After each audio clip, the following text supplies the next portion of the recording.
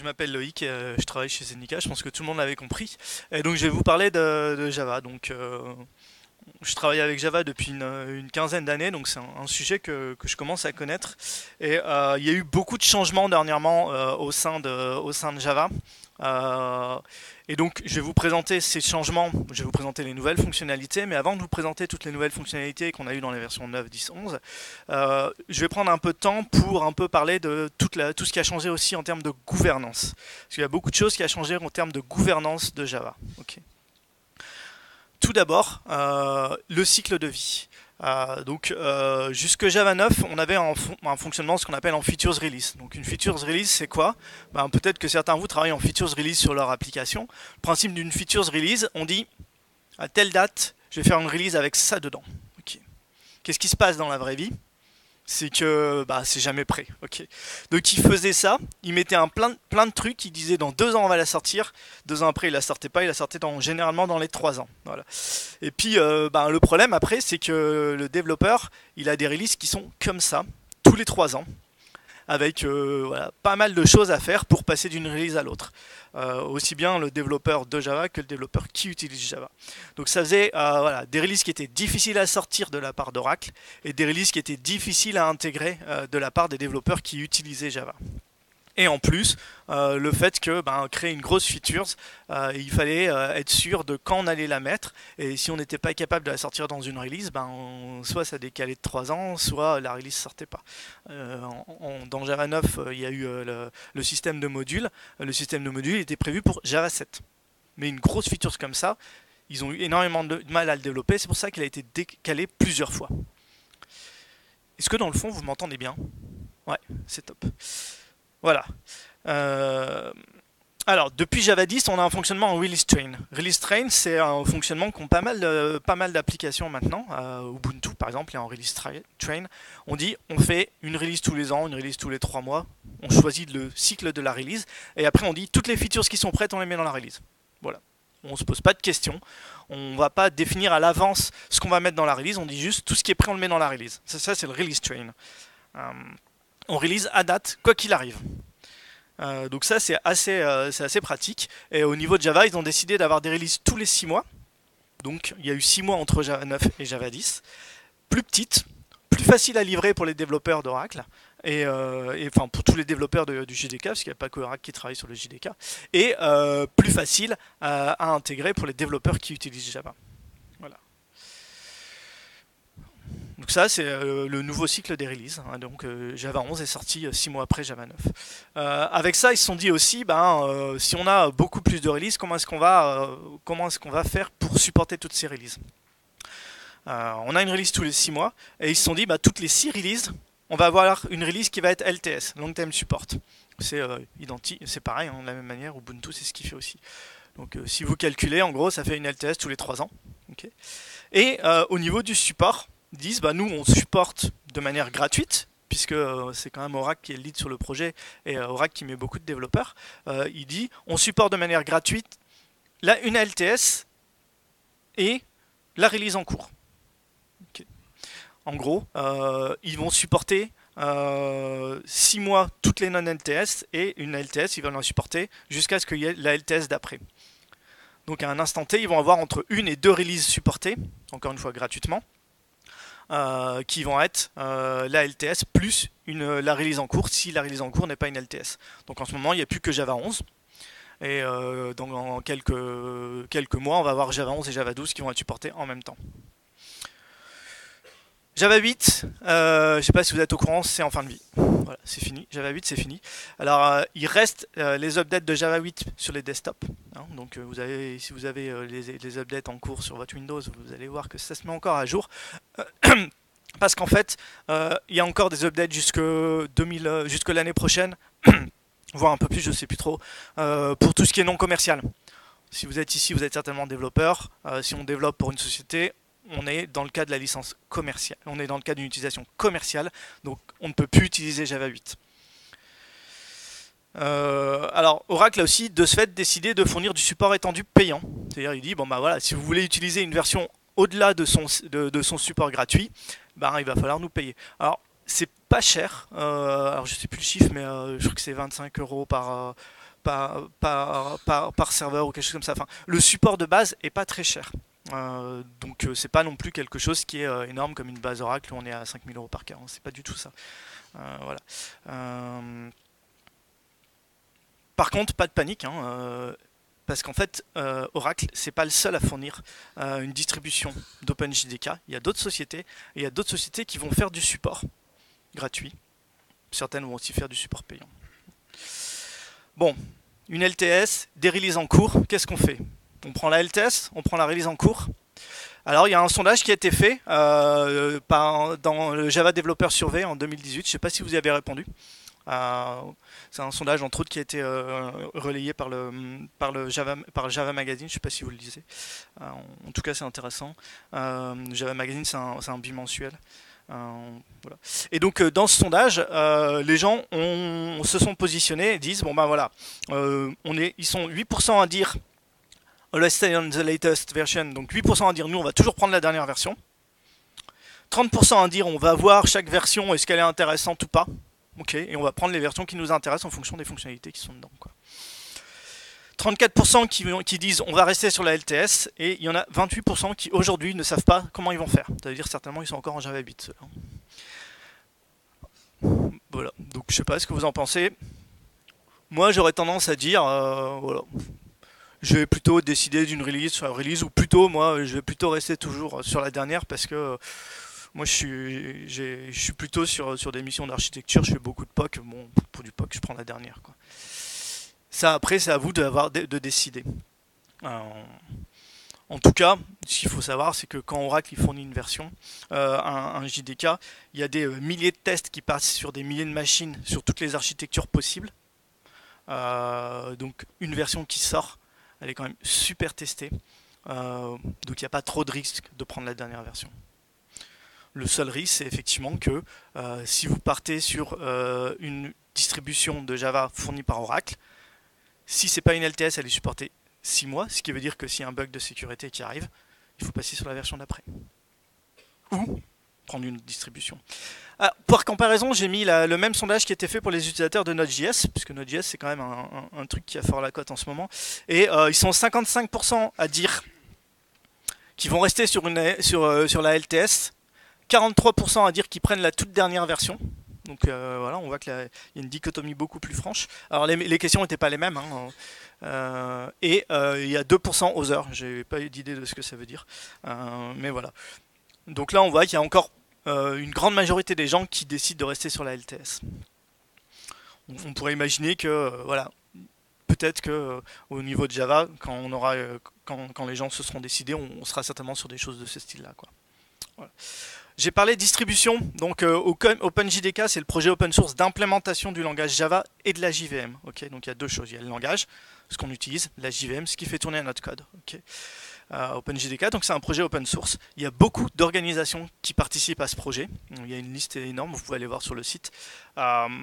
Oracle, c'est une de ces organisations. On pourrait dire que c'est la principale organisation. C'est aussi l'organisation historique.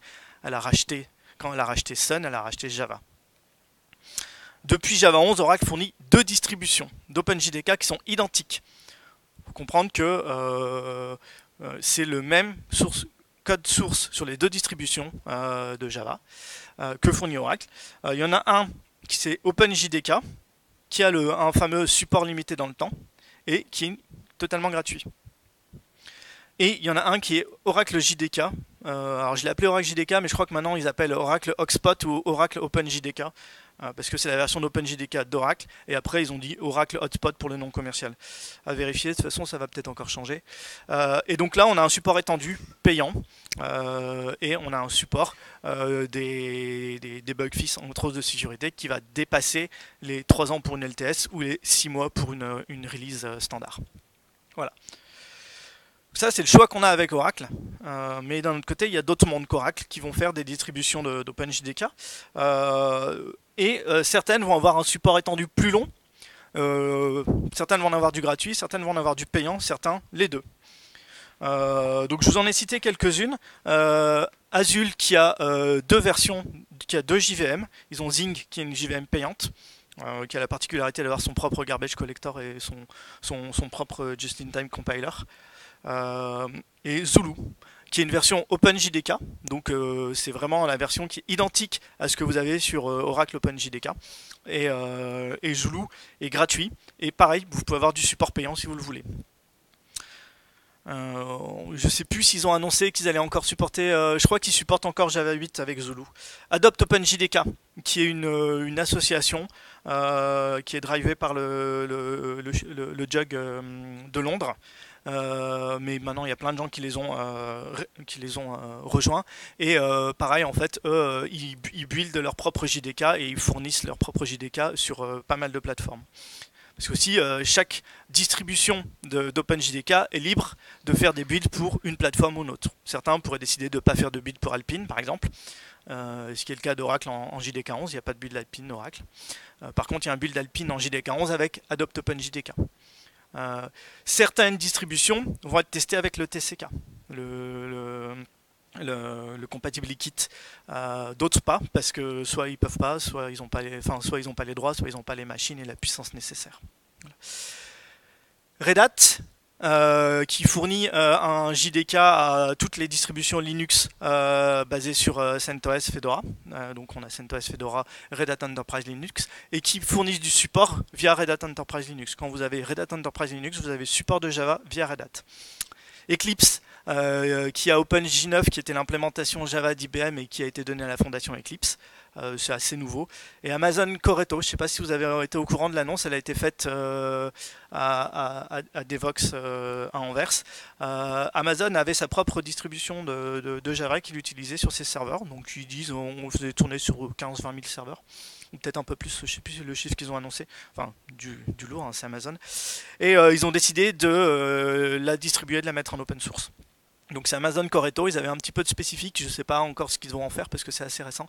Ce qui est intéressant avec Amazon Corretto, c'est que le mec qui est derrière s'appelle James Gosling. C'est pas le papa de Ryan, parce qu'il est un peu plus vieux, c'est le créateur de Java. Donc voilà, c'est le créateur de Java qui s'occupe de la JVM d'Amazon. Donc on peut penser que c'est du sérieux. Ceux qui ont des étoiles, c'est ceux qui supportent encore Java 8 aujourd'hui, s'il y a des gens qui sont encore sur Java 8. Entre autres, le projet de Java 8 Update est géré et est dirigé par un gars de chez Red Hat, Andrew Halley, je pense. Donc ça veut dire que malgré que Oracle ne supporte plus, ne fait plus de bug fix sur Java 8, il y a d'autres gens, c'est un projet open source, hein, donc ils prennent le code et puis ils committent. Hein. Il y a d'autres gens qui vont faire encore des bugs fix sur Java 8, seulement Oracle ne va pas faire de distribution. Et donc il y a un ensemble de gens qui vont encore faire des bugs de sécurité sur Java 8, n'ayez pas peur. Alors, mon dernier slide sur la partie gouvernance, je vais parler aussi de contribution, parce que Oracle, le JDK c'est bien, mais comme on l'a dit, c'est Oracle aujourd'hui qui participe le plus sur le JDK, mais qui sont les autres qui vont committer sur le JDK? Et ben voilà, ça vous avez la liste des autres. Donc ça, je vous filerai les slides de toute façon. Là, il y a le lien vers un article de blog d'Oracle qui parle justement des différents contributeurs. Donc aujourd'hui, il y a à peu près 80% des issues de Java. Java a un bug tracker, hein, c'est un Jira. 80% des issues de Java sont traités par Oracle. Et après, derrière, on a SAP, Red Hat, Google, qui sont les trois principaux autres contributeurs. SAP qui a sa propre JVM aussi. Voilà. Et il y a pas mal d'autres qui interviennent et qui travaillent sur des issues. Vous avez la liste ici. Bellsoft qui a aussi d'ailleurs sa propre JVM. Voilà. Donc ça, ça clore la partie sur la gouvernance. Est-ce que vous avez des questions sur la gouvernance de Java, sur comment ça marche, sur le support, sur tout ça?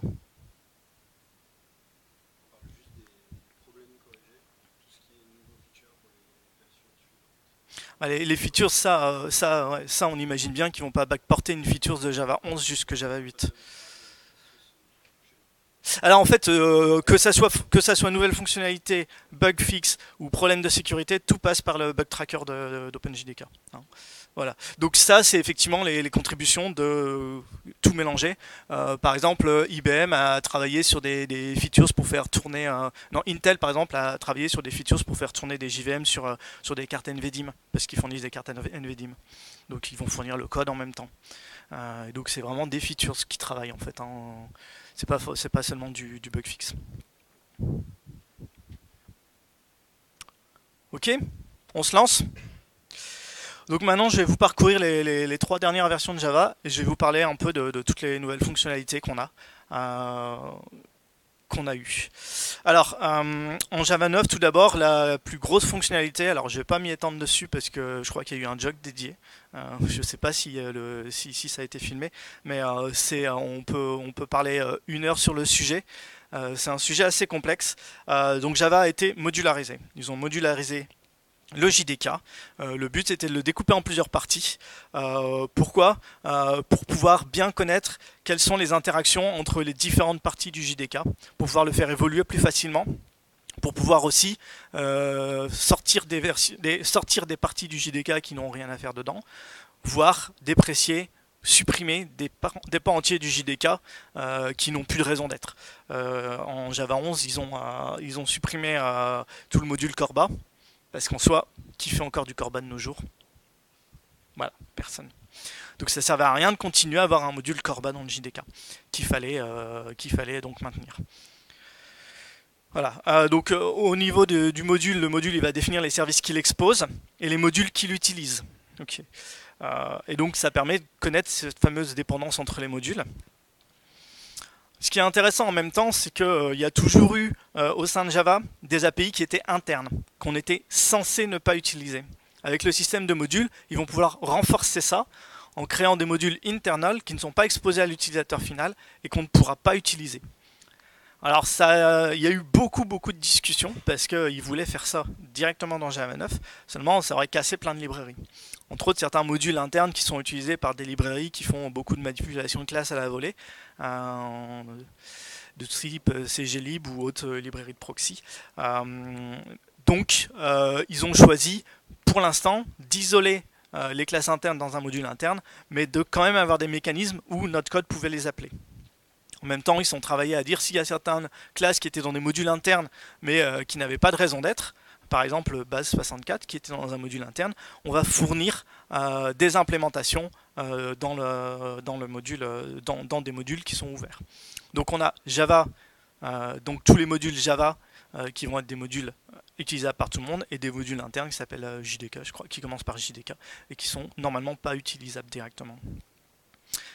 L'intérêt, une fois qu'on a tout modularisé aussi, c'est qu'on peut, quand on a notre application, savoir quels sont les modules du JDK que notre application utilise. Et par exemple, si notre application elle tire 15 jars et que les 15 jars ils ont 30 modules, et ben on va pouvoir aussi savoir quels sont au niveau de nos 30 dépendances les modules qu'on utilise. Avec ça, on va pouvoir créer un artefact à déployer qui est plus petit, qui va contenir seulement les modules qu'on utilise dans notre application. Je ne sais pas si vous avez déjà eu des démos. Donc il y a un outil qui s'appelle JLink qui permet de faire ça et qui permet donc de faire des bundles de notre JDK et de notre application avec juste les parties qu'on utilise. Donc ça permet par exemple d'avoir des images qui font quelques dizaines de mégaoctets pour faire tourner des applications en Java. Voilà. Je ne vais pas aller plus loin sur le système de modules. Moi personnellement, peut-être que ça va vous sembler bizarre, mais je l'utilise pas en fait. Moi, pour l'instant, j'utilise pas trop les modules. Je trouve que voilà, c'est un petit peu compliqué à utiliser. Donc, généralement, je continue à développer mon code comme avant. Il faut savoir que on peut toujours utiliser le ClassPass à la place des modules, et donc développer comme si on n'avait pas de module, donc développer sans module et utiliser un JDK modularisé, puisque le JDK est modularisé depuis Java 9, ou des librairies qui ont été modularisées. C'est possible en fait, la JVM est capable de travailler avec les deux modes de fonctionnement. Alors, vous verrez souvent en haut, il y aura toujours JEP, ces 3 lettres suivies d'un numéro. En fait, les évolutions de Java sont drivées par par des JEP, des Java Enhancement Process, qui permettent pas de standardiser, d'exprimer la nouvelle fonctionnalité à développer et de communiquer avec les développeurs et en amont du développement de la fonctionnalité. Donc tout ce qui est un petit peu plus gros que j'ajoute juste une petite méthode ou je résous un petit bug ou quoi que ce soit, passe par le process des JEP. Et donc là, je vous ai donné à chaque fois le numéro de la JEP si vous voulez aller regarder. Donc il y a un site qui les liste tous et ils expliquent pourquoi ils font ça, quels sont les risques, quelles sont les autres manières de faire si jamais on n'arrive pas à sortir la JEP, qui a travaillé dessus et ainsi de suite. Donc c'est assez intéressant, ça se lit, enfin c'est toujours des choses, c'est pas, ils en mettent pas des pavés, donc ça se lit assez rapidement et ça permet de comprendre un peu ce qui a été développé. Les JSR, les Java Specification Request, ils les utilisent de moins en moins. Java Specification Request, c'est pour des très très grosses fonctionnalités qui vont impacter les spécifications même de Java. Voilà. Même si on a des JEP qui ont impacté un petit peu Java. Et les JSR c'est plus gros que juste le JDK. Il y a des, ouais, et il y a des JSR qui sont aussi sur Java EE ou des choses comme ça. Aujourd'hui, comme Java EE a été fourni à Eclipse, je pense qu'il n'y aura plus de JSR sur Java EE. Mais ouais, les JSR, il y a une JSR par version de Java, par exemple, systématiquement. Euh, Aujourd'hui, ils font plus trop de JSR qui sont où il y a un groupe d'experts qui est nommé, enfin qui sont un process beaucoup plus lourd, et ils font beaucoup de JEP, entre autres parce qu'ils font beaucoup de plus petites fonctionnalités. Voilà. Donc voilà, la première JEP dont je vais parler, c'est Process API Updates. Donc le but c'est de faciliter l'appel à un programme externe, à un process, depuis Java. Donc ils ont ajouté pas mal de fonctionnalités qu'on ne pouvait pas faire en Java.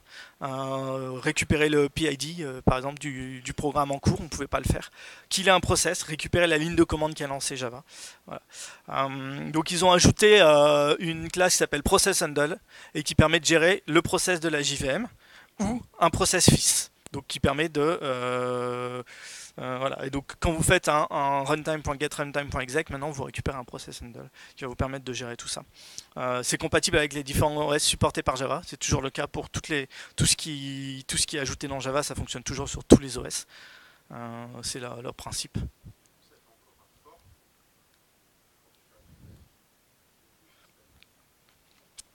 Alors, ça, ils n'ont pas changé la manière dont fonctionne Runtime en fait. Ce qu'ils ont changé, c'est la manière dont on interagit avec. Ça, par contre, je crois que il y a des changements qui vont arriver. Alors, je sais plus si c'est en Java 12 ou Java 13 là-dessus. Mais bon, pour l'instant, en tout cas, ça l'est pas sur les versions en cours. Donc voilà à quoi ça sert, à quoi ça ressemble. Donc là, en tout premier, vous avez donc la manière de récupérer le PID du process en cours. Comme ça, après, vous pouvez vous killer, par exemple. Là, ici, on va démarrer un nouveau process, on va récupérer son PID.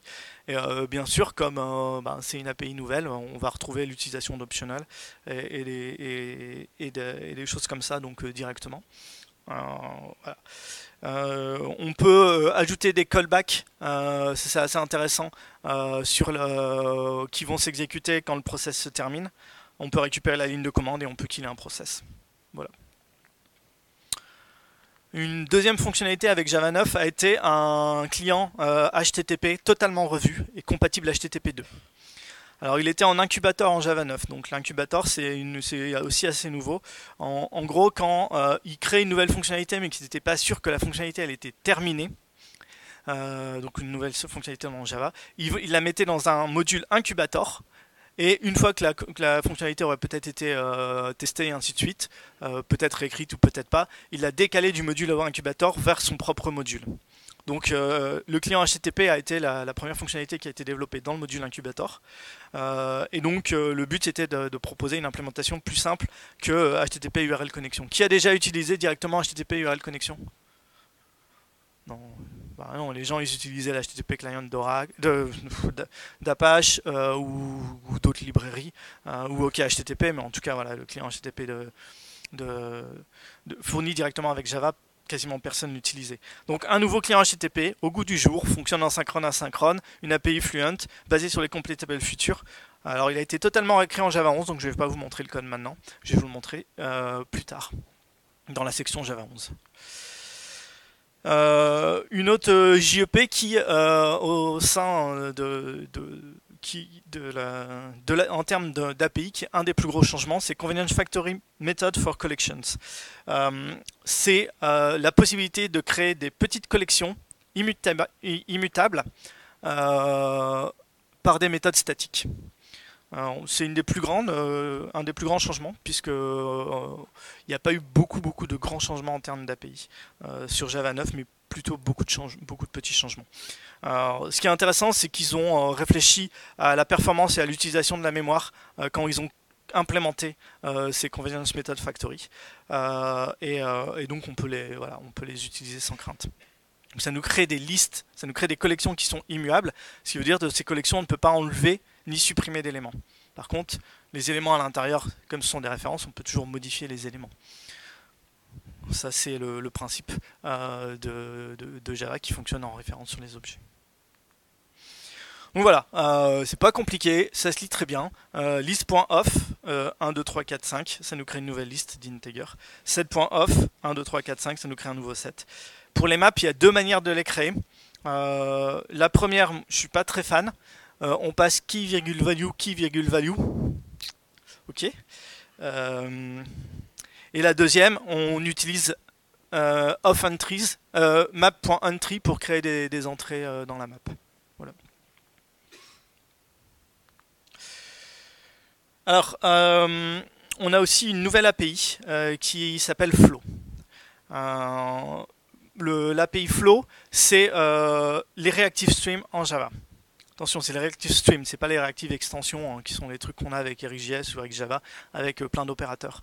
C'est les reactive streams, donc c'est le principe des reactive streams de pouvoir implémenter des flows, des streams d'objets avec des systèmes de back pressure et ainsi de suite. Donc pour ça, en fait, via la classe Flow, on a la possibilité d'accéder à trois je sais plus, c'est trois interfaces, ouais, d'ailleurs. On a publisher, subscriber et subscription pour pouvoir définir un stream. Donc le publisher va être celui qui publie les messages, subscriber qui va souscrire à un publisher, et la subscription qui est la connexion entre les deux. Ok. Donc bien sûr, c'est une API qui est assez bas niveau, qui est assez simple en fait. Donc on va juste pouvoir aller dire je souscris, je pousse des messages ou j'interagis quand il y a une erreur. Voilà. Ça va être assez basique, mais on peut imaginer plus tard que basé sur Flow, on va pouvoir créer des reactive stream extensions par exemple en Java de manière beaucoup plus performante et beaucoup plus simple. Donc un subscriber, ça va se faire comme ça. Donc on va avoir notre subscriber qui va implémenter subscriber. Il va dire qu'est-ce qu'il fait lors d'une subscription. Généralement, on garde la subscription. Okay. Et ensuite, on va demander un élément. En fait, c'est du reactive stream, donc ça fait de la back pressure. Donc on va demander au système combien d'éléments on va récupérer à chaque fois qu'on va appeler la subscription pour éviter au niveau de notre subscriber de recevoir plus de messages qu'on est capable d'en traiter. Ensuite, on va définir qu'est-ce qu'on va faire quand on reçoit un élément. Là, je le log et je demande l'élément d'après. On va dire qu'est-ce qui se passe quand j'ai une erreur et qu'est-ce qui se passe quand il n'y a plus d'éléments dans le stream. Voilà. Donc ça, c'est la subscription. Au niveau de la publication, du publisher, on va... Oui, ça c'est mon publisher, ça c'est celui-là. Au niveau de... Ouais. Au niveau donc du publisher, on va pouvoir utiliser un submission publisher tout simple. Voilà, tac tac. On va s'inscrire avec le subscriber, on va s'inscrire au publisher et après on peut pousser dedans. Voilà, donc ça c'était Flow. Donc c'est une implémentation des reactive streams en Java. Fonctionnalité d'après, donc encore une JUP pour aller ajouter pas mal de nouvelles méthodes à Completable Future. Je ne sais pas si vous connaissez Completable Future, donc c'est une API qui est arrivée, alors je pense que c'est Java 8, 7 ou 8 de tête, je sais plus. Je pense que c'est 8. Et ma vision, c'est que c'est l'équivalent des promises JavaScript en Java. Il y a d'autres gens qui le disent d'ailleurs. Et donc ça permet de faire de l'asynchrone avec de la composition, gérer des callbacks et ainsi de suite, comme ce qu'on fait avec des promises en JavaScript. Donc il y a déjà un ensemble de méthodes et ils en ont ajouté quelques-unes. Entre autres, pouvoir copier une completable feature à l'autre, pouvoir gérer tout ce qui est timeout et faire des futures qui sont déjà en statut failed directement. Voilà. Si vous ne connaissez pas Completable Future, je vous conseille vivement d'aller voir, c'est assez sympa comme API. Alors, je l'ai un peu dit, ils ont modularisé le JDK. Le but, c'était de pouvoir déprécier, voire un jour supprimer des parties de Java. Pour ça, ils se sont dit, ce qui serait bien, c'est de donner un peu plus d'informations aux utilisateurs, aux développeurs qui vont utiliser Java, sur quand est-ce que les choses qu'on a dépréciées vont être supprimées et depuis quand ils ont été dépréciés. Donc c'est ce qu'ils ont fait, ils ont mis à jour @deprecated pour pouvoir dire since, depuis quand ça a été déprécié, et for removal. For removal, c'est un booléen. C'est-à-dire qu'ils n'ont pas voulu dire on déprécie depuis 9, on va le supprimer en 11 parce que on ne sait jamais est-ce que c'est encore utilisé ou pas au moment où Java 11 sortira. Donc ils n'ont pas voulu être aussi directifs, ils ont simplement voulu donner un indice. Ça veut dire que si un for removal égale true, là ça veut vraiment dire au développeur ça, il faut tout de suite que tu refactores ton code pour ne plus l'utiliser. S'il n'y a pas de for removal égale true, ça veut dire que ils ont décidé que c'était déprécié, mais que ça va pas être supprimé tout de suite, peut-être jamais. Puisque jusqu'ici, il y a des choses qui ont été dépréciées en Java 1.1 et qui sont toujours pas supprimées. Voilà. Donc le but, c'est de faciliter le cycle de vie des applications et de permettre donc plus sereinement de supprimer dans le futur certaines API du JDK lui-même, puisqu'ils auront clairement dit que telle API qui est dépréciée va être supprimée. Alors, un truc qui manquait dans Java, c'était un shell, un REPL, un read eval print loop. Donc ils ont comblé dans Java 9, ils ont créé JShell. Pourquoi tout simplement parce qu'il y a plein de langages qui en ont, Ruby, Scala, Python, et que ça permet un apprentissage beaucoup plus simple du langage. Vous allez voir, maintenant, il y a des gens dans les talks, pour montrer des fonctionnalités, ils vont utiliser JShell. Pourquoi pas, en fait. On a directement le retour, on tape quelque chose, et on a le retour de ce que fait notre commande, de ce que fait notre instruction. Voilà. Donc c'est pas très compliqué. Il est dans le Java Home Bean. Vous tapez JShell, vous y allez, il y a de l'aide en ligne et ainsi de suite. Le but aussi, c'est d'éviter le cérémonial de Java. On dit souvent que Java a beaucoup de cérémonial. C'est long, compliqué avant de pouvoir arriver à faire un hello world dans Java. C'est aussi éviter un peu ce cérémonial en ayant directement un outil qui permet de tester des choses. Voilà, donc JShell, ça ressemble à ça. Donc quand vous le lancez, il vous dit pour de l'aide c'est /help, et après vous tapez et à chaque ligne il va évaluer votre ligne. Et donc string people égale myself. Là il a créé un objet people qui est une string et qui est une valeur myself. Donc si je fais system.out, voilà, println, tac, il va me le sortir. Là, j'ai créé une classe, donc je peux faire du multiligne en fait. Lui, il va comprendre que comme ma classe n'est pas finie, il va attendre que ma classe soit finie pour créer l'objet. Et voilà. Et ainsi de suite. Et à la fin, on sort avec /exit. Voilà. Donc ça, c'est JShell. Après, ils ont terminé un... Qu'est-ce qui s'est passé là? Excusez-moi. Je sais pas ce qui se passe là.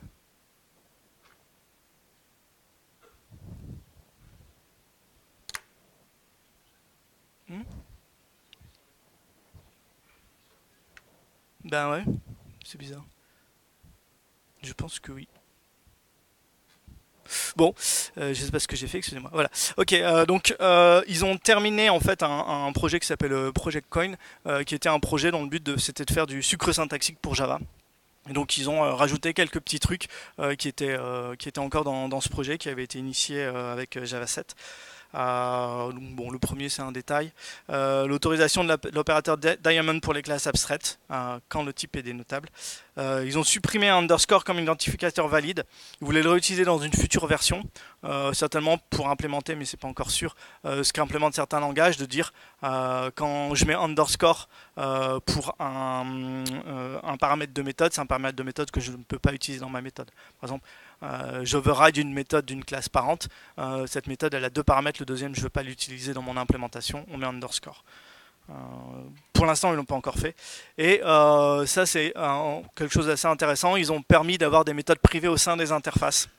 Depuis Java 8, on peut avoir du code dans les interfaces, on a les default méthodes et on a les static méthodes. Si on voulait avoir deux default méthodes et partager du code, on ne pouvait pas le faire parce qu'il n'y avait pas la possibilité d'avoir des méthodes privées. Maintenant, on a des méthodes privées qui sont possibles dans les interfaces et qui peuvent permettre de factoriser du code entre deux default méthodes ou deux static méthodes des interfaces Java. Ils ont aussi autoriser des variables finales ou ce qu'on appelle effectivement finales dans un try with resource. Voilà. Donc en fait, avant, on avait beau avoir une ressource qu'on définissait ici en finale, on ne pouvait pas l'utiliser directement dans le try. Et maintenant, en fait, on peut l'utiliser directement. Voilà. C'est des petites choses, mais ça nous facilite la vie. Il y a eu pas mal d'ajouts aussi sur l'API Stream. On a eu take while, drop while, off nullable et iterate. Alors off nullable, vous pouvez comprendre à peu près. On va retourner un stream avec l'élément ou une stream vide si l'élément est nul. Donc c'est quelque chose qui va être null safe au niveau des streams et qui va éviter de faire des streams d'optional. Iterate, c'est assez sympa, ça permet de faire une boucle for, mais avec des streams. L'intérêt avec stream.iterate, c'est que vous pouvez créer des streams infinis, puisque vous pouvez avoir un opérateur d'incrémentation, par exemple, qui va être infini par définition au niveau des streams. Donc, grâce à ça, vous pouvez créer des streams infinis. Take while et drop while, il ne faut pas se tromper quand on le dit. Alors, take while, ça va construire un stream qui contient les éléments de la première stream tant que le prédicat est vrai. Donc take while, on lui passe un prédicat. Chaque élément, il évalue le prédicat. Tant que le prédicat est vrai, il envoie les éléments dans le stream d'après. Dès que le prédicat est faux, il arrête le stream. Drop while, c'est l'inverse. On a un prédicat, il a une stream. Si le prédicat est vrai, il ne prend pas les éléments. Dès que le prédicat est vrai, il prend tous les éléments après. Même si après le prédicat est faux, il ne le regarde plus. Voilà. Donc dans le code, ça donne ça. Donc là, vous avez une boucle for avec l'équivalent en iterate. Vous avez un exemple de take while et de drop while. Et pour finir, vous avez le off nullable. Voilà. Encore une fois, je vous donnerai toute la, je vous donnerai l'URL des slides sur l'événement Meetup, comme ça vous pourrez regarder le code.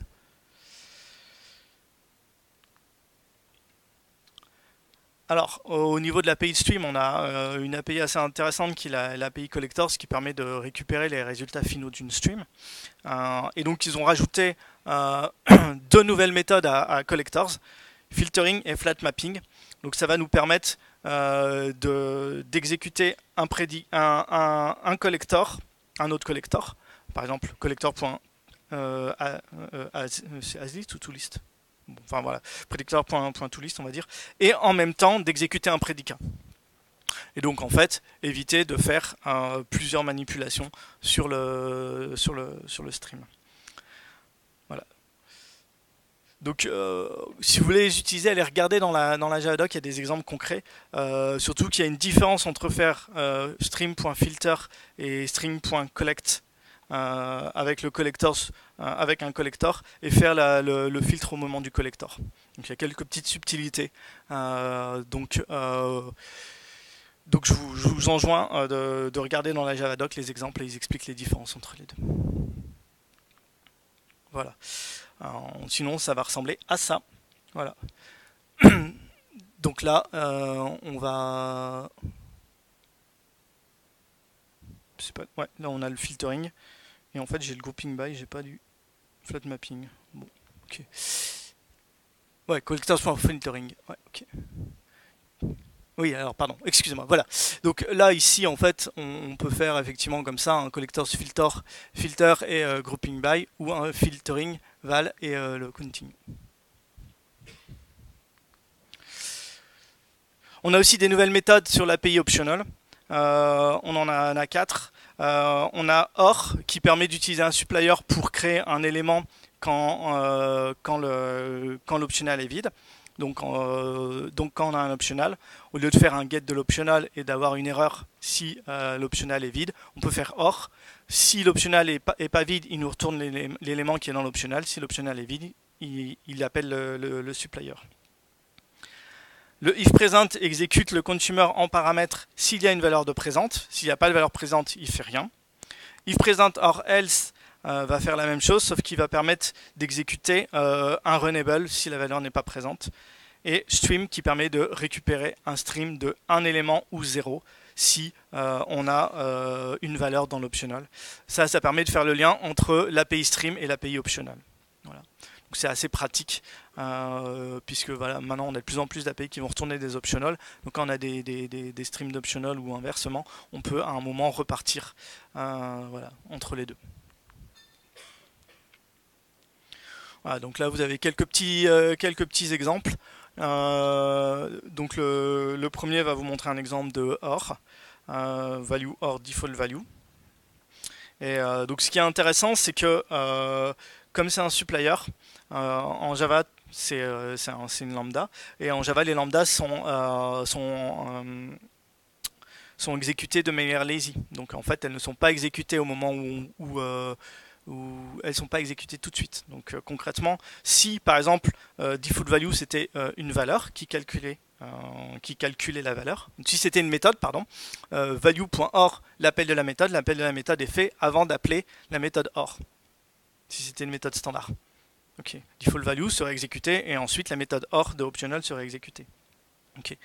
Comme c'est une lambda exception, il va exécuter la méthode or et c'est la méthode or qui va dire si j'ai quelque chose, je retourne ce quelque chose. Si j'ai rien, j'appelle ma méthode. Voilà. Donc c'est du lazy execution. Un petit exemple de if present ici, et donc on va dire si c'est présent, ben, j'exécute, là ici j'incrémente un compteur, et if present of else qui dit si c'est présent j'incrémente un compteur et si c'est pas présent j'en incrémente un autre. Et en dessous donc une stream depuis un optional.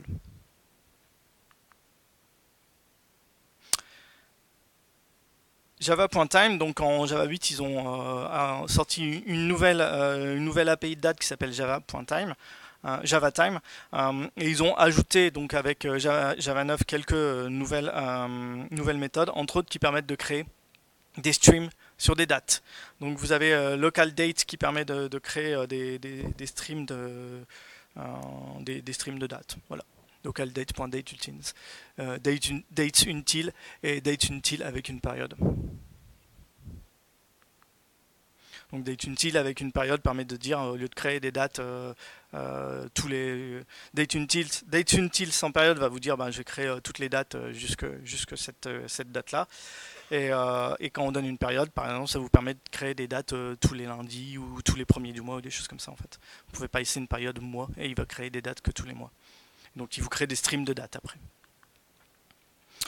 On a eu quelques nouveautés aussi au niveau des input streams, donc des méthodes qui permettent de lire d'un seul coup un input stream en un tableau de bytes ou d'un seul coup n bytes en un tableau de bytes. Ouais, voilà. Voilà. Donc ça facilite un petit peu la vie puisque sinon avec input stream on pouvait faire que de la lecture un par un. Objects, alors je sais pas si vous connaissiez Objects, moi je n'utilisais pas traditionnellement cette API. Donc c'est une classe qui permet de faire un ensemble de choses autour des objets et des références. Et donc entre autres, il y a le require non null qui existe depuis très longtemps, depuis pas mal de temps. Et donc là, ils en ont ajouté quelques-uns. Donc Object, c'est pratique pour faire des tests sur les valeurs de vos paramètres, par exemple. Si vous voulez être sûr que vos paramètres sont non nuls, vous pouvez utiliser objects.require non null et il va vous faire un throw dans je sais plus quoi, illegal argument exception, je crois, si vos arguments sont nuls, par exemple. Donc là, ils ont ajouté quelques méthodes, donc entre autres avec un else pour un default objet, else get avec un supplier. Ils ont utilisé aussi des méthodes pour faire des checks des index. Donc vous lui donnez un index et une taille, il vous dit si l'index est dans la taille. Ça paraît, ça paraît anodin comme ça, mais en fait c'est très utilisé quand on fait de la manipulation de tableau. Donc c'est très utilisé par des librairies un peu bas niveau que vous utilisez rarement. Et ce qui est bien avec tous ces check index, c'est qu'ils sont tous optimisés au sein de la JVM. Donc je ne sais pas si vous savez, mais la JVM a des systèmes pour optimiser le code Java. C'est-à-dire que parfois vous voyez une méthode Java, vous ouvrez dans votre IDE la méthode Java qui vient du JDK, mais en fait la JVM c'est pas ça qu'elle exécute. Elle exécute un autre truc qui est optimisé, ce qu'on appelle des intrinsiques. Et donc le check les check from index sont optimisés au sein de la JVM. Donc si vous les utilisez, vous savez que c'est du code qui est plus performant que ce qui est écrit. On a aussi quelques nouvelles méthodes dans la classe Arrays, donc qui permet la manipulation des tableaux. Des méthodes qui permettent de faire de l'égalité, de la comparaison non signée et de la différence entre des tableaux. Vous lui passez deux tableaux, il va vous dire quelle c'est la différence et sur quel index, quel est le premier index où les tableaux sont différents. Encore une fois, celui-là, je suis sûr, quasiment tous, je crois, ils sont optimisés au sein de la JVM. Donc ça permet en plus de faire de la manipulation hautement performante des tableaux. Performance. Il y a eu deux apports majeurs en termes de performance en Java 9. Ces deux apports peuvent à eux seuls valoir le coup pour une migration Java 8 Java 9. Okay. On a eu Compact Stream et Indify String Concatenation. Donc le premier, c'est parti d'un constat, c'est que aujourd'hui toutes les strings, elles sont stockées sur 2 bytes. Okay. Pourquoi? Parce qu'en Java, c'est du UTF-16 à l'intérieur. Or, la plupart du temps, ce qu'on gère, c'est de l'ISO 8859-1, donc du latin 1. C'est notre alphabet latin. La plupart du temps, c'est ça qu'on utilise. Donc, l'alphabet latin, l'intérêt, c'est qu'on peut le stocker sur un seul byte. Ce qui veut dire que la plupart du temps, toutes les strings, elles utilisaient 2 fois plus de place que ce qu'elles auraient dû. Donc maintenant, quand vous créez une string, il va scanner en fait tous les caractères de la string pour savoir si c'est l'UTF-8 ou de l'ISO et stocker différemment si c'est de l'UTF-8 ou de l'ISO. Donc stocker sur 1 byte si c'est de l'ISO, sur 2 bytes si c'est de l'UTF-8. 16, pardon, excusez-moi, oui. Et donc permettent dans certains cas un énorme gain en utilisation mémoire. Si vous avez une idée de combien de mémoire est pris par les strings dans une application classique. Bah en fait, ouais, celui qui est le plus proche de ce que je pense. Non, mais en fait, il y a plusieurs réponses, mais donc c'est un peu compliqué. Non, alors 50% c'est un minimum, donc 42 c'est pas mal. Et certaines applications vont jusqu'à 80% de l'espace utilisé par des strings. Ouais. Donc ça dépend en fait. Alors eux encore une fois Oracle, ils ont des, je sais plus, ils ont des dizaines, enfin des centaines de scénarios très complexes et ils font tourner des grosses applis. Et voilà, sur certaines de leurs applis qui sont très très intensifs sur les strings, ils ont vu des JVM descendre de 30 à 40% en utilisation mémoire grâce au Compact Stream. Donc c'est super intéressant. C'est aussi plus performant. Parce qu'ils optimisent de ce fait toutes les manipulations de strings sont optimisées quand on est en ISO. Voilà. Ça ils le font à la volée. Donc maintenant il y a une espèce de double implémentation des strings en Java. Unify String Concatenation, donc c'est une intrasification, donc le fameux intrinsique dont je vous parlais, de la concaténation des chaînes de caractères dans la JVM. Donc ce qui se passe, c'est que avant, quand on concaténait des chaînes de caractères, si on fait Toto plus Tata, ce qui se passe, c'est que il va créer Toto, une chaîne de caractères, Tata, et puis Toto plus Tata. Si on a Toto, Tata, Titi, il va créer Toto, Tata, Titi, Toto, Tata, Tata, Titi, Toto, Tata, Titi, voilà, et c'est exponentiel. Je me suis trompé quelque part. Euh, voilà. Et ce qui se passe, c'est que généralement, on vous disait, ben, il faut utiliser String Builder. Ok. Alors, il le faisait dans certains cas, mais il n'était pas toujours capable de le faire. Et donc, donc l'optimisation qui avait été faite, c'est qu'à la compilation, il utilisait un String Builder. Seulement, à la compilation, il ne pouvait pas toujours le faire.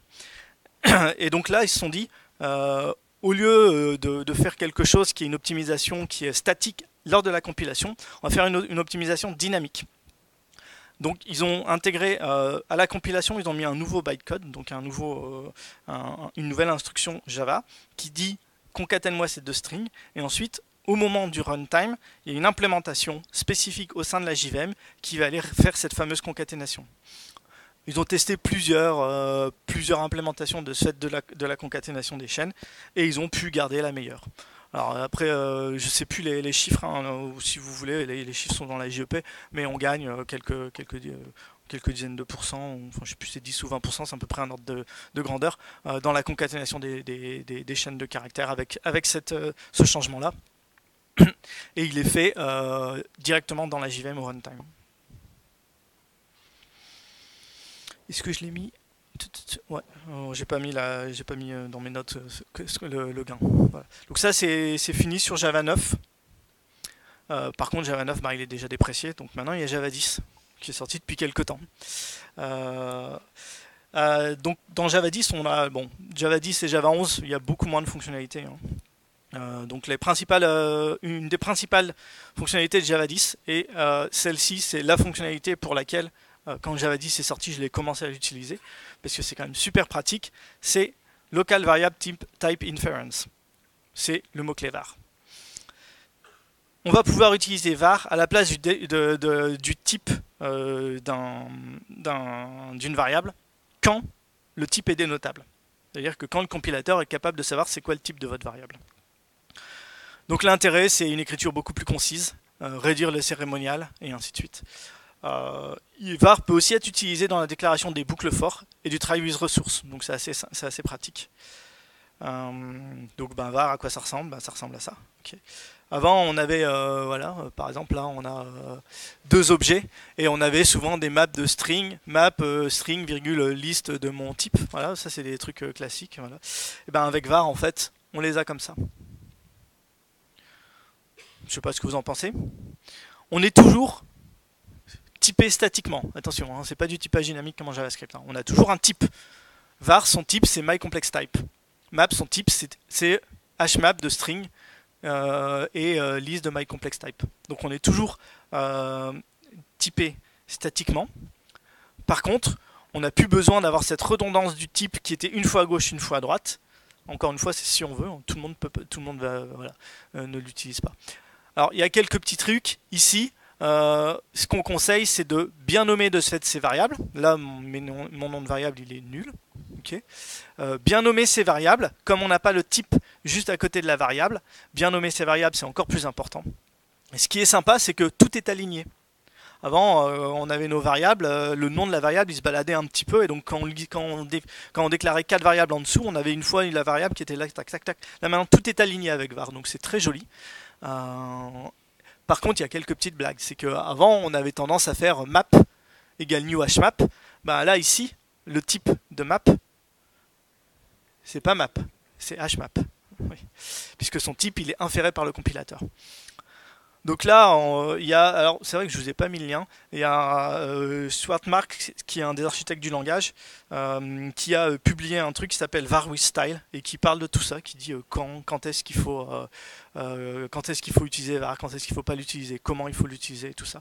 Donc vous pouvez aller lire l'article, c'est assez marrant. Il en a même fait une presse, je crois, je sais plus où. Ouais. Non, ton diamant. Les chevrons vides, c'est le diamant. C'est l'opérateur diamant. L'opérateur diamant, automatiquement, vous ne donnez pas le type. Qu'est-ce que ça va faire une hmap avec un opérateur diamant? On peut le faire. C'est une hmap de objet. Donc là, c'est le truc qu'il ne faut pas faire, effectivement. Il ne faut pas utiliser var avec l'opérateur diamant, parce qu'en fait, dans ce cas-là, ils l'ont autorisé, je ne sais pas pourquoi, ils auraient pu ne pas l'autoriser. Mais ça veut dire que c'est objet, le type qui va être inféré par le compilateur. Donc là, on est dans le cas où il ne faut pas l'utiliser.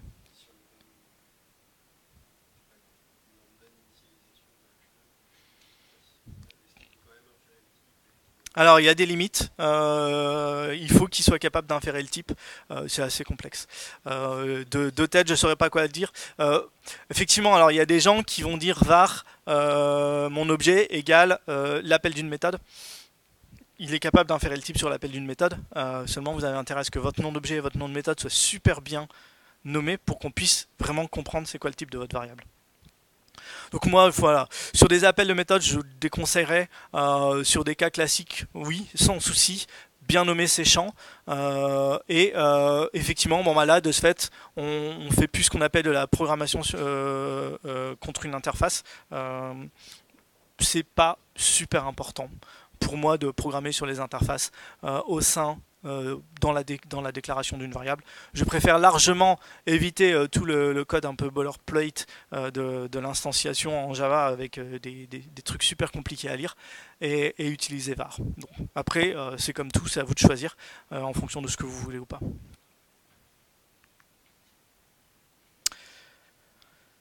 Donc une autre petite nouvelle fonctionnalité, c'est les copy factory méthodes. Donc c'est un peu proche de ce qu'ils avaient fait avec du list.off. Maintenant on peut faire du list.copy.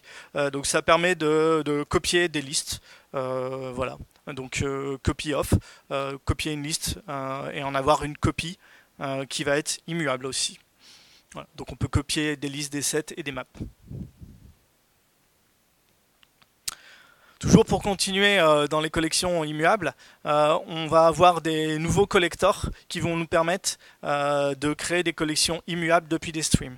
Donc tout une modified list. Alors ils ont utilisé une modifiable, pas immutable, puisque ils ont préféré bien faire comprendre que c'est la liste qui ne peut pas être modifiée et qu'elle n'est pas vraiment immuable, puisque une liste qui contient des objets, les objets eux ne sont pas immuables en ce sens. Voilà. Voilà, donc on a une modifiable list, set, map.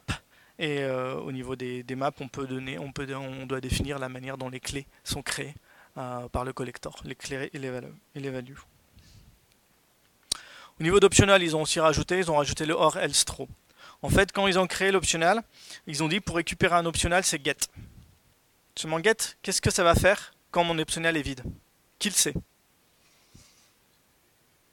Ça va générer une exception, ouais. Est-ce que le développeur qui utilise get le sait?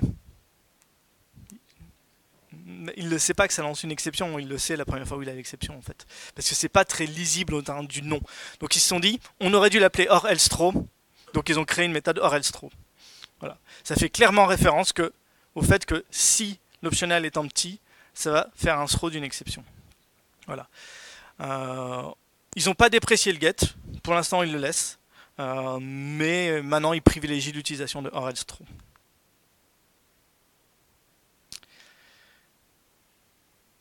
Donc on a aussi au niveau des API Reader la possibilité de transférer directement un stream, voilà, d'un reader au writer. Voilà. C'est un petit truc, toujours pareil, qui est un petit peu plus pratique que ce qu'on avait avant. C'est fini sur les nouvelles fonctionnalités de Java 10. Comme vous voyez, il n'y en a pas beaucoup, c'est normal. C'est 6 mois de fonctionnalités qui ont été développées, c'est ça que ça donne. C'est ça qu'on aura avec le nouveau release train. Et donc l'intérêt, c'est que vous comprenez qu'il n'y a pas beaucoup de choses à développer pour les gens qui développent le JDK. Et il n'y a pas beaucoup de nouveautés à assimiler pour les développeurs. C'est le grand intérêt de fractionner les releases. Bon, les nouvelles fonctionnalités c'est bien, mais niveau performance, parce que nous ça nous intéresse toujours la performance de nos applis. Moi ça m'intéresse parce que je trouve ça super, parce que c'est un domaine qui m'intéresse beaucoup. Et aussi ça intéresse tous les gens qui ont des applis qui doivent tourner en production et qui sont appelés massivement, ou aussi quand on est dans le cloud, parce que la performance va directement tirer notre facturation, puisqu'on est facturé au CPU. G1. c'est le garbage collector qu'on appelle garbage first, qui a été inclus dans Java 7, qui était mis par défaut en Java 9. Il avait un petit problème, c'est que quand il faisait un full GC, donc le full GC c'est le GC qui est fait quand le garbage collector est plus capable de libérer assez de mémoire. Donc en fait, il y a un moment, le garbage collector, il est plus capable de libérer assez de mémoire pour plein de raisons. Dans ce cas-là, il fait un full GC, il arrête l'application et il nettoie toute la mémoire. Ce qui se passe, c'est que jusque Java 10, quand G1 a arrêté l'application et nettoyé toute la mémoire, il le faisait avec un seul thread. Okay. Ce qu'il y a, c'est que comme G1 il est fait pour traiter aussi des grosses heaps, si vous avez une heap de 50 Go, un seul thread, ça prend 50 secondes. Ils ont calculé, c'est à peu près 1 seconde au giga pour faire un full GC. Et donc ils l'ont multithreadé dans Java 10. Et donc maintenant en Java 10, j'ai un multithreadé sur son full GC. C'est par défaut et c'est piloté par Parallel GC Thread comme le parallélisme, comme toutes les étapes de parallélisme du garbage collector. Voilà, donc ça arrive gratuitement avec Java 10.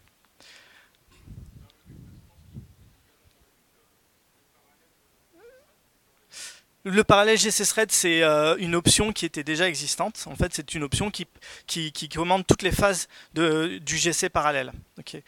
G1 était parallèle sur toutes les phases qu'il faisait de manière concurrente à l'application. Seulement, quand G1 est plus capable de nettoyer de la mémoire de manière concurrente à l'application, il arrête l'application et fait un full GC. C'est cette phase de full GC qui n'était pas parallèle qu'il est maintenant et qui va être pilotée en nombre de threads par le même que pour les autres phases. Ça va? Si vous êtes intéressé par le fonctionnement des GC, j'ai un talk d'1 heure sur le sujet que j'ai déjà fait à mes collègues. Je sais pas. Comment ça? C'est un sujet qui m'intéresse beaucoup. Enfin voilà, on pourra en reparler. Le fonctionnement des garbage collectors. Je trouve ça passionnant. Chacun sa passion. Java 11 maintenant. Java 11 maintenant, le petit dernier. Bah oui, Java 10, hélas, il est déjà déprécié. Il est déjà en fin de vie dans Java 10, donc maintenant on est en Java 11. Bonne nouvelle, Java 11 et LTS, donc pour ceux qui viennent sur Java 11, ils vont avoir 3 ans pour rester dessus s'ils veulent. Ou comme je l'ai dit, vous pouvez prendre une autre distribution, vous choisissez. Alors, Java 11, en fait, il y a un petit truc qu'ils n'avaient pas fait quand ils ont fait l'inférence de type, c'est qu'on ne pouvait pas utiliser var dans les lambda. Après on se dit, de toute façon lambda il fait de l'inférence de type depuis longtemps en fait. Généralement vous n'utilisez pas le type dans les lambda. Comme quoi l'inférence de type existait avant Java 11 en fait. Avant Java 10, il existait depuis pas mal de temps. Mais ils se sont dit, ça peut être pratique parce que parfois on veut mettre des annotations par exemple dans une lambda, sur les paramètres d'une lambda. Si on met ces annotations sur les paramètres d'une lambda, de ce fait on était obligé de mettre le type complet. Ouais, parce que on pouvait pas mettre la notation directement sur le F si on mettait pas le type. Donc avec var, ça permet typiquement d'utiliser les annotations plus facilement. Voilà. Le fameux HTTP client, vous l'attendiez, voilà son implémentation. Donc l'implémentation a été revue complètement en Java 11, c'est celle-ci qui est sortie. Donc vous voyez, c'est une API assez fluent, assez facile à utiliser. Donc voilà, donc on crée un HTTP client depuis le builder. Là c'est tout en haut, voilà. On lui dit en quelle version je supporte HTTP 2. Okay. Ensuite on crée une request, on lui donne une URI, on lui dit quelle est la méthode qu'on va vouloir appeler sur cette méthode, encore une fois avec un builder. Puis ensuite, on va utiliser notre HTTP client et on va lui envoyer la requête. Et quand on envoie cette requête, on doit dire qu'est-ce qu'on fait, comment est-ce qu'on crée la réponse. Là, ici, je crée la réponse avec un body builder offspring qui va permettre de récupérer une string. Ok, donc là, après, voilà, la réponse, je peux récupérer son code status et header, son body, qui est une string. Voilà. La même chose en asynchrone, ça va retourner une completable future.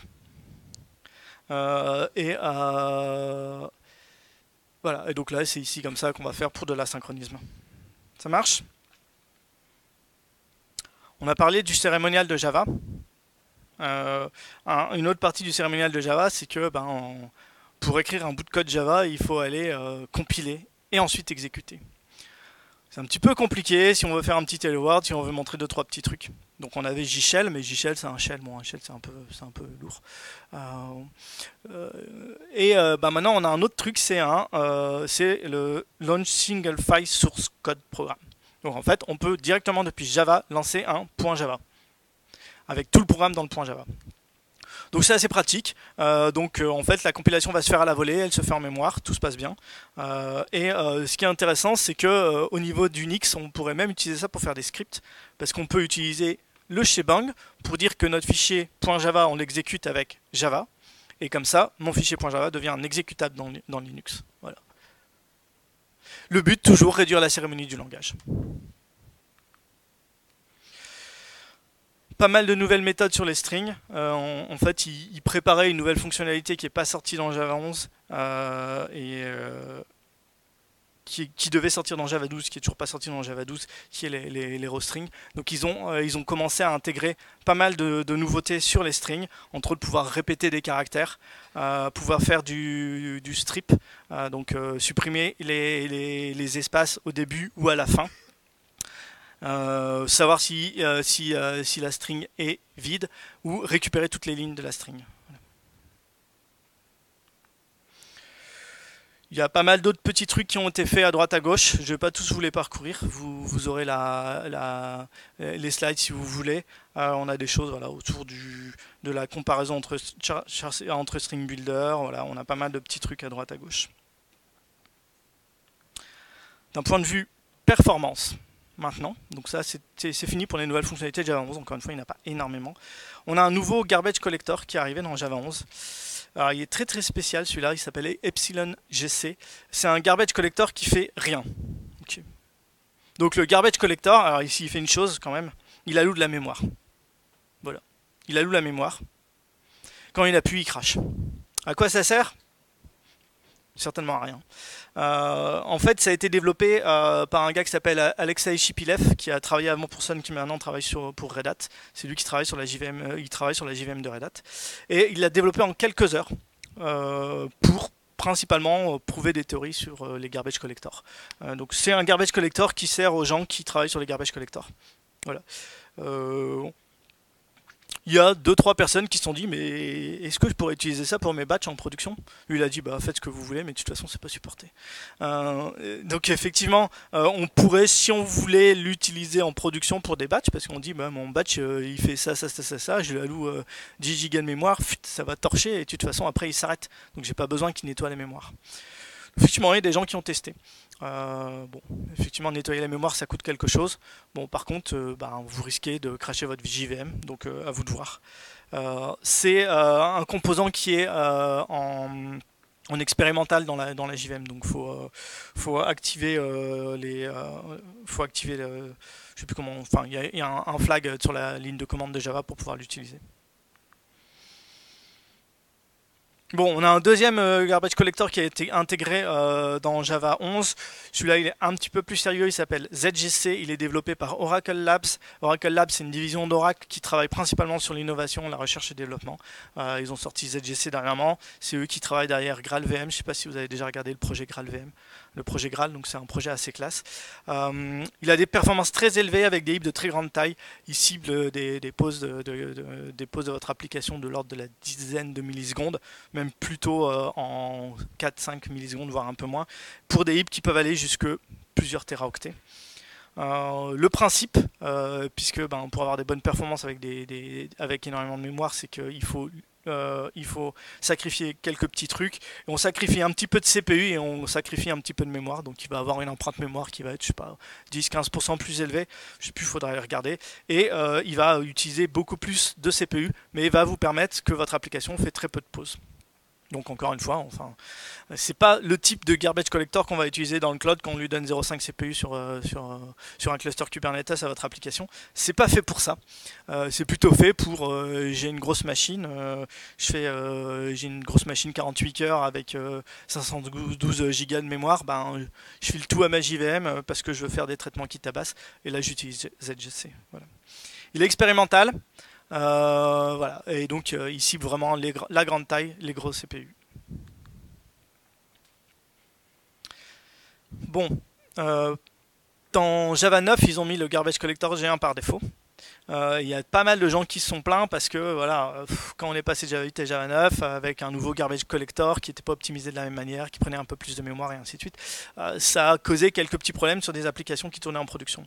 Donc ils ont fait un gros travail sur G1 au sein de Java 11 et incrémentalement tous les changements sur G1 dans la version 9, 10, 11, ça fait que si vous utilisez G1, donc qui est par défaut, en 11 par rapport à 8, on a des pauses qui sont 60% plus basses et une utilisation mémoire qui est grandement réduite. Et tout ça gratuitement.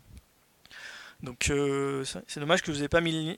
J'ai peut-être mis le lien à la fin. Il y a eu dans la dernière slide, il y a plein de liens qui m'ont aidé à faire tous ces slides. Et donc vous verrez, je crois qu'il y a le lien donc vers l'article du gars qui explique en fait ce qui a été fait. Voilà, donc ça c'est super intéressant. Démarrage. Donc on a aussi beaucoup de travail qui a été fait pour optimiser le démarrage de Java en termes d'empreinte mémoire. Donc ça a été fait par un gars qui s'appelle Klaas Redstad qui travaille chez Oracle. Le problème c'est qu'en fait au niveau de la modularisation, au niveau de Java 9, on avait perdu un petit peu en temps de démarrage. Donc ils ont fait pas mal de micro-optimisation partout pour qu'une JVM, pour que la JVM démarre aussi vite en Java 11 qu'en Java 8 en fait. Voilà, ils ont travaillé un peu partout pour pouvoir récupérer. Une JVM ça démarre en 80 millisecondes. Hein. Les gens qui disent que la JVM ça démarre lentement, c'est faux. En fait, ce qui est lent, c'est pas à démarrer. La JVM, c'est démarrer votre programme. Okay. C'est Spring Boot qui est lent, c'est pas la JVM. Faut le dire. Hein. Mais ça fait plein de boulot, ça fait plein de trucs super. Moi, j'utilise tous les jours, mais c'est lent à démarrer. Voilà, c'est Spring Boot, c'est Tomcat qui sont lents à démarrer. C'est certainement pas la JVM. Il y a deux petits trucs aussi qui permettent de démarrer encore plus vite, c'est AppCDS ou Glink. Donc Glink, je vous en ai parlé, permet de faire des images qui prennent que les modules que vous utilisez. AppCDS, en fait, il permet de faire un snapshot de votre application quand elle tourne. Vous savez que Java optimise l'application quand elle tourne dans la JVM. En fait, c'est le Just-in-Time Compiler qui fait ça. Donc vous pouvez faire des snapshots de votre application optimisée et ensuite démarrer votre JVM avec ce snapshot. Et ça permet de démarrer une JVM directement optimisée, donc c'est beaucoup plus rapide. Voilà, au niveau des temps de démarrage, c'est ça que ça donne. Donc vous avez un Hello World et un Hello World avec des lambdas, et ça c'est les différences entre Java 8, 9, 10 et 11. Donc vous voyez qu'au niveau Java 11, on est revenu à des temps qui sont quasiment identiques à Java 8 pour un Hello World classique, et utilisation de lambda grandement réduit. Donc là ici c'est le fameux lien sur lequel vous pouvez avoir toutes les informations. C'est fini pour Java 11. Vous en voulez encore ? Java 11, il va rester pour 3 ans, ça, ok. Par contre, d'ici quelques mois, il va y avoir Java 12. Et on sait déjà ce qu'il y a dans Java 12. Dans Java 12, qu'est-ce qu'on va avoir ? On va avoir un nouveau switch. Et ça, franchement, c'est cool. Beaucoup de gens n'utilisaient pas le switch de Java parce qu'il faut avouer qu'il était quand même assez old school. Et donc, on va avoir un nouveau switch. Donc, c'est une nouvelle syntaxe de switch. Et donc, c'est une syntaxe de switch qui se base un peu sur ce qu'on a en lambda. Et qui vont faire des breaks implicites. Okay. Donc on a deux choses. On a une écriture avec le fameux arrow qu'on retrouve dans les lambdas. On a un break implicite et on peut faire du multicase comme ça. Voilà, donc ça c'est le nouveau switch. Et donc on peut le faire en une ligne sans les accolades ou en plusieurs lignes avec les accolades. Ah, il y en a qui ont soif. Ce nouveau switch, il n'a pas été créé pour nous proposer une nouvelle syntaxe du switch. Au départ, il a été créé pour pouvoir faire du switch expression. Donc le switch expression, c'est pouvoir calculer un attribut depuis un switch. Donc pouvoir faire du switch de l'expression sur les switches. Il y a pas mal de langages aujourd'hui qui permettent ça. Et donc ce qui se passe, c'est qu'on va, au lieu de faire un break du switch qui quitte le switch en faisant rien, on va avoir un break qui va retourner quelque chose. Donc on va faire un break d'une valeur dans notre switch et on va pouvoir l'assigner sur une variable. Et donc ça permet des trucs avec une écriture un petit peu plus fonctionnelle. Et ça va permettre aussi d'apporter tout ce qui est le pattern matching en Java. Donc on va voir dans les prochaines versions, ça va pas être en 12 tout de suite, hein. Pour l'instant ils ont fait que ça. Mais dans les futures versions, on va avoir du pattern matching qui va arriver. Et ça va être basé sur ce nouveau switch. Bon, on a encore pas mal de petits trucs qui sont arrivés. Voilà, donc ça, vous pourrez les voir. Et entre autres, on a la gestion du du compact number format, hein, pour les gens qui ont déjà fait des bouts de code pour pouvoir aller dire que 1000 c'est 1K, que 1 million c'est 1M, bah maintenant c'est géré directement. Donc ça c'est sympa. Un petit nouveau GC qui a été développé par Red Hat, qui est encore concurrent à l'application comme ZGC, qui comme ZGC promet des pauses minimales pour des heaps de très grande taille. Alors c'est un concurrent de ZGC, ni moins ni plus. Ça s'appelle Shenandoah. Le projet est un petit peu plus vieux que ZGC, mais il n'arrive que dans Java 12. Et donc pour l'utiliser, on fait ça. Ensuite, il y a plein de trucs qui sont dans la roadmap. Des row strings littérales, pouvoir faire des strings multilignes. Ça devait être sur 12, ils l'ont décalé, peut-être qu'on l'aura en 13. Alors ça, j'étais vraiment très déçu. Je ne partirai pas sur Java 12. Non, bon, peut-être quand même pour le switch. Mais sinon, je ne partirai pas sur Java 12 parce que je voulais des row strings littérales. Parce que quand même... Alors en fait, c'est à cause du backtick. C'est qu'il l'avait implémenté avec le backtick et il y a eu beaucoup de gens qui ont dit oui, mais non, mais je préfère ci, mais je préfère ça. Le problème de Java, c'est que Oracle, en fait, il décide pas ce qu'il met dedans.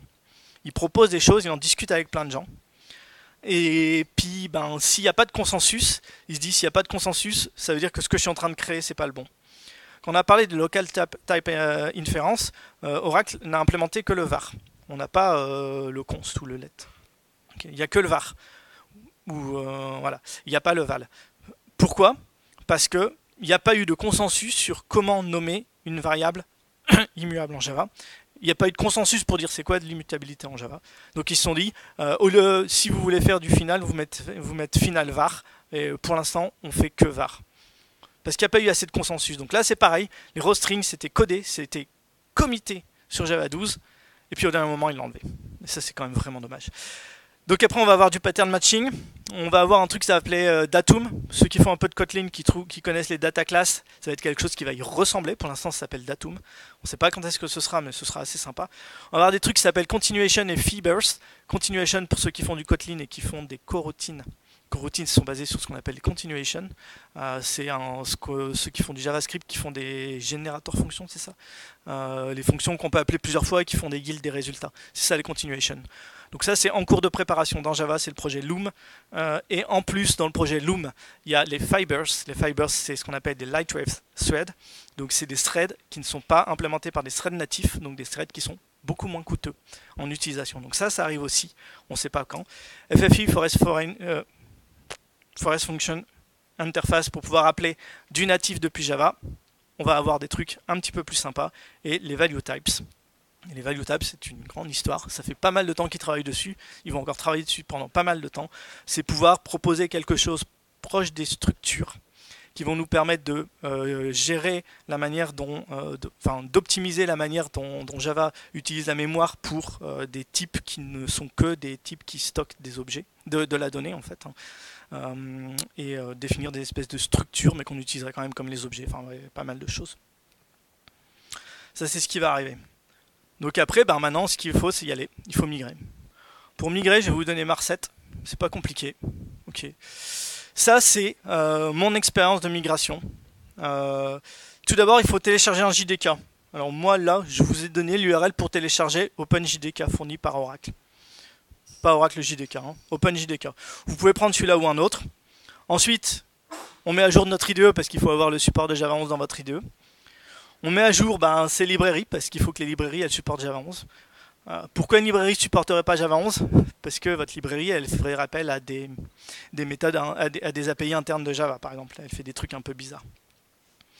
Petit détail, si vous avez une erreur comme quoi il y a un class not found dans du JAX-B, c'est parce qu'en fait, il y a certains modules au sein de Java qui copiaient des classes de Java EE, entre autres tout ce qui est autour de la manipulation d'XML et de web service, et ils les ont mis dans un module qui n'est pas ouvert, qui n'est pas accessible par défaut.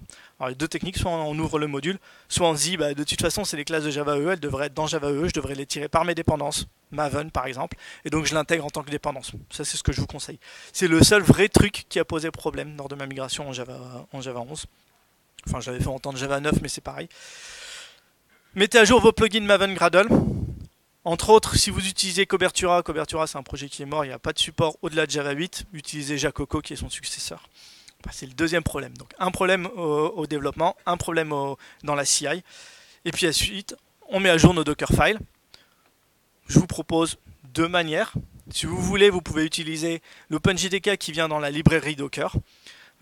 C'est les builds d'Oracle OpenJDK qui sont basés sur du Debian, OpenJDK 11, du Debian Slim, je crois. Ou sinon, vous pouvez prendre par exemple le build .openjdk qui me fait de l'Alpine sur du JDK 11. Parce que ça, quand même, c'est beaucoup plus petit. Ça, c'est ce que j'utilise en prod. Encore une fois, moi, je vous dis, moi, je suis architecte, je fais beaucoup de prototypes. Donc après, vous faites ce que vous voulez. Mais... non, mais OpenJDK, il est fourni par Docker. Donc voilà, c'est des images qu'on peut utiliser en production. Adopt OpenJDK, ils sont testés. Enfin, c'est des images qui sont quand même bien testées, qui sont pas mal utilisées. Donc il n'y a pas de souci pour utiliser ces deux images en production.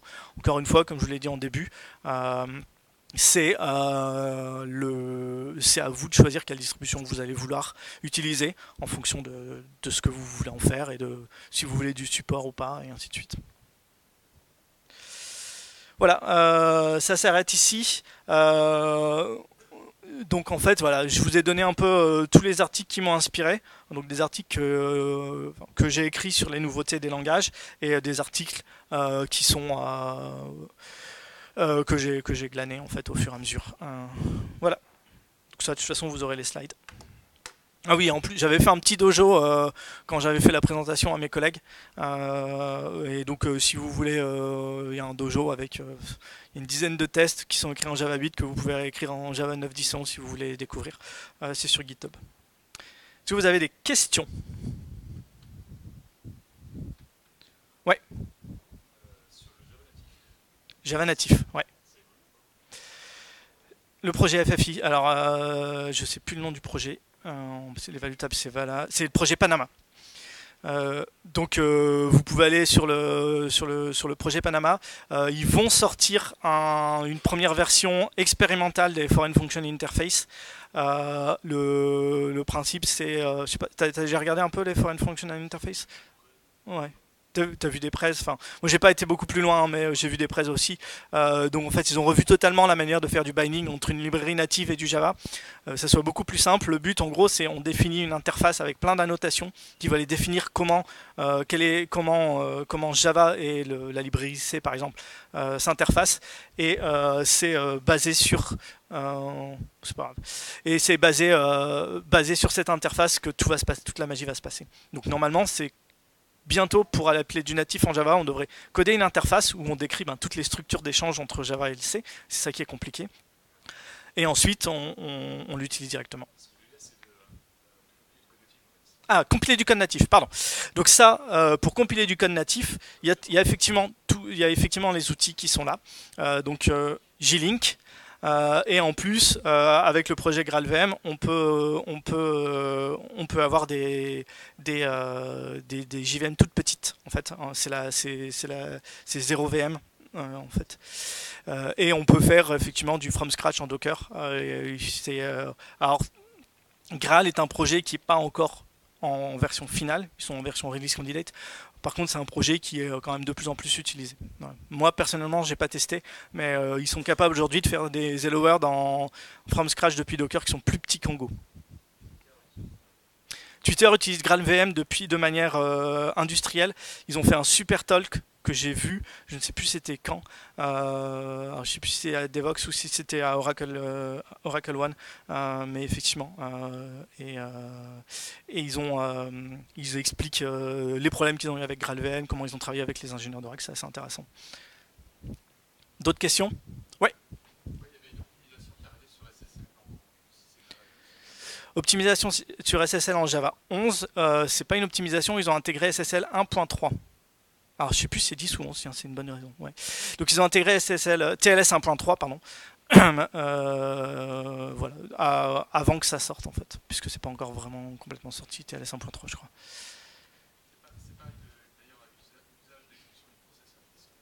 Alors c'est pas dédié à SSL, mais ils ont intégré.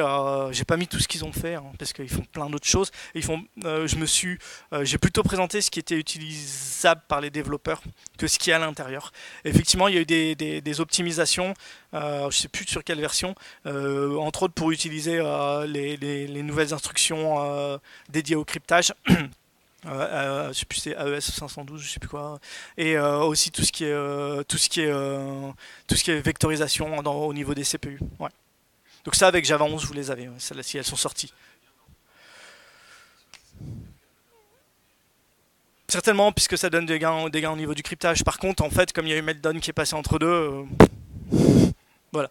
L'un et l'autre, souvent, quand on a des gains d'un côté, on a des failles de des mitigations pour des failles de sécurité qui font que.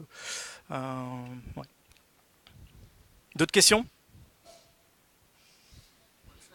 Ouais, ouais. Compact Profile de Java 8.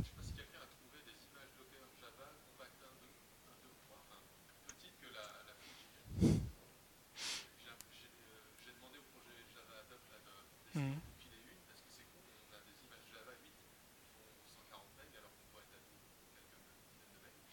Un peu plus que des dizaines de mecs. Enfin, ouais. À ma connaissance, les compact profiles, c'était une. Enfin, il n'y a pas grand monde qui les a utilisés. Ouais. Ouais.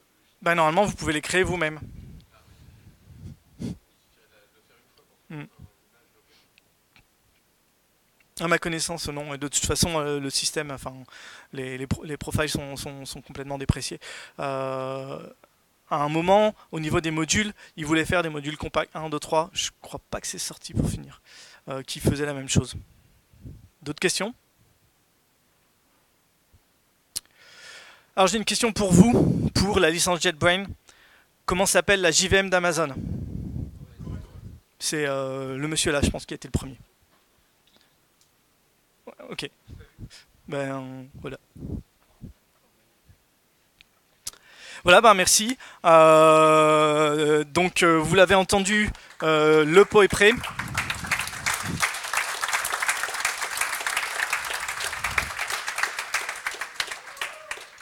Merci en tout cas de votre patience.